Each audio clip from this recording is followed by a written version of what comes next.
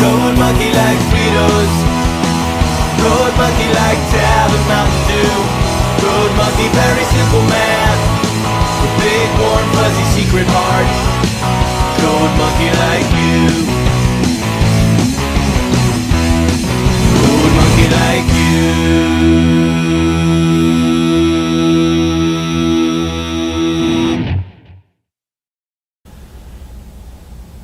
Oh, hey guys, what's up? It's me, the Media Raptor, and I'm back with another episode of the Media Raptor Reviews. Tonight, you guys, once again, we're gonna... Well, why do I say tonight? It's the middle of the day. Whatever. Today, we're gonna continue the whole countdown to episode 150, and the fact that it's October with another horror movie, sort of. Not really sure you would classify this as a horror movie, but I'm reviewing it anyways because I want to. Tonight, guys, we're going to take a look at the 2013 movie R.I.P.D, otherwise known as the Rest in Peace Department. Yeah, before I get into this, I should probably let you guys know that this is based off a comic series, which I have not read. So, if I say something about this movie that I like, I'm not going to draw comparisons to the comic because I never read it. I want to, but I haven't. So if I get something wrong, just let me know down below. But other than that, let's get on with the review. So I remember when this came out, it was sort of like marketed as the big movie of the year. And everyone hated it. It did horrible with critics and audiences. It was deemed just one of the worst movies of the year. And I remember kind of thinking, it can't be that bad. And then never watching it till recently. I was right. It's not that bad. It's actually kind of a fun movie. The plot itself is super creative. It's the idea that essentially when you die, you can take your chance of being judged, in other words, going to heaven or hell, or you can work with the R.I.P.D. And essentially you come back to life and you have to hunt down other spirits. That's cool. It's like, imagine if Ghost Rider had a desk job, essentially. It'd be the kind of place he'd work at. You know, come to think about that, I want to see now. Ghost Riders Incorporated. Sorry. But yeah, just... So we have our main character, who was a cop whose partner betrayed him. Yeah, I know. Well, that was weird. Super creative, right? A partner being betrayed by his own partner. Or that came out totally wrong. A cop being betrayed by his own partner. Haven't heard that before. So, of course, he's teamed up with the new guy. Well, he's teamed up with the old veteran, who he doesn't want to be teamed up with. Sound familiar? Yeah, for all the things that this movie does right, it follows all the cliches. The plot itself is unbelievably cliched. It's the whole idea of, oh, we find gold at one place, the one partner says let's steal it, the other says no, so the one who wants to steal it kills him. Then of course we have the old cop who doesn't play by anyone's rules, doesn't want a partner. The new guy doesn't really want to work with this guy because he thinks he's insane. And then it turns out, well, they work really well together, and at the end of the movie they end up teaming up to save each other's lives, and you get what I'm saying? It's most cop movies you've seen. So why do I say it's a good movie? Because the cop aspect is not really the focus. The focus is more on the whole R.I.P.D. job. And it's a creative idea. See, they have special guns which fire bullets, which essentially, they're called soul bullets, I believe, and they do something like erase you from existence. That's cool. The only way they can find out if these monsters or demons or whatever they are really that is Chipotle or spicy food, essentially. It causes them to pop, and they're forced to transform into their more monstrous forms. That's cool. The actual bad guy's plan in the end, because of course that one partner, he's the ultimate bad guy, spoiler alert, but I don't think anyone really cares. You've seen it before, it's the whole idea of let's bring a bunch of monsters into a city so they can destroy it. It still works, it's still a fun plot. But I think what makes this movie work the most, aside from the entertaining action scenes, which we'll get to later, is the main two characters. They're played by Ryan Reynolds and Jeff Bridges. They're hilarious. Namely Jeff Bridges, but that guy has been funny always. And he's become like he's literally become a cowboy in the past decade, and you know what? It works. It just does. Especially in this movie. He's just...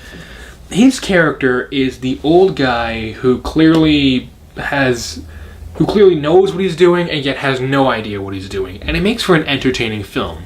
The main two characters don't have a lot of backstory that is original, essentially. A lot of it you've heard before in other films.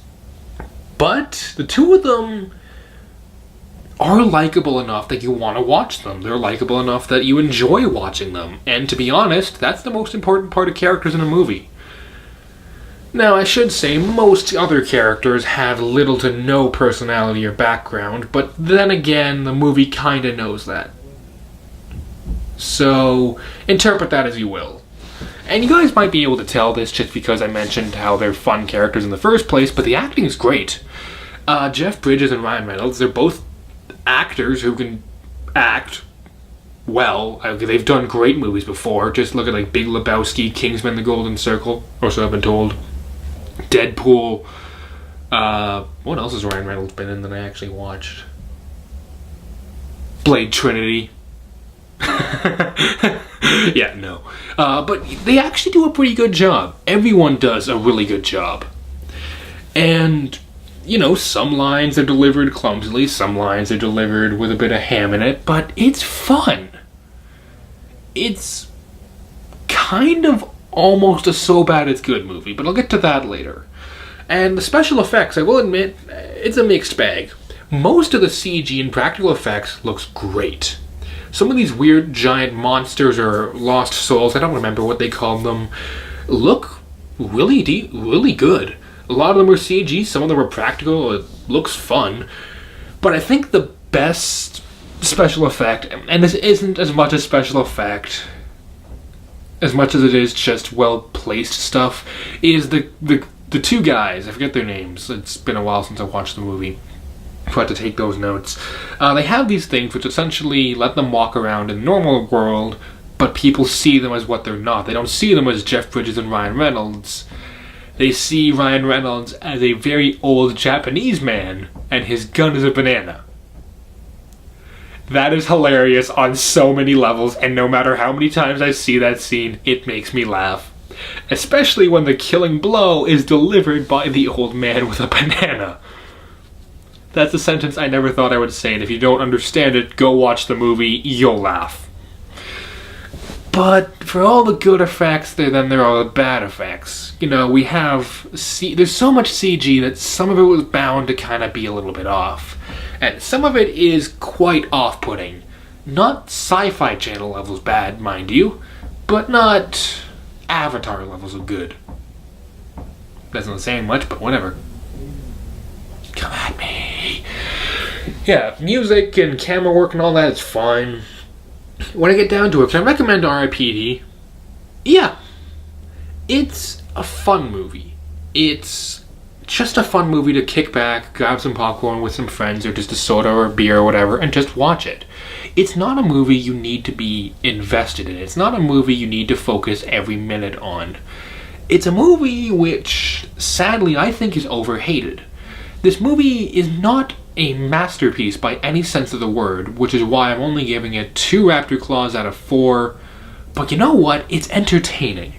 The chase scenes, the fight scenes, the designs, the whole concept in and of itself, the brief scenes we get to see what the afterlife looks like, it's creative, it's original, and it's fun. Jeff Bridges, the whole movie could have just been Jeff Bridges and I would have still thought it was a fun movie. It still wouldn't have fixed some of the issues, but, you know, it could have worked as just a Jeff Bridges movie. But you know what, you guys? R.I.P.D. it's kind of being shown on TV nowadays, and I got my Blu-ray copy for $5. If you find it cheap, pick it up. It's worth it. It isn't as bad as the critics say.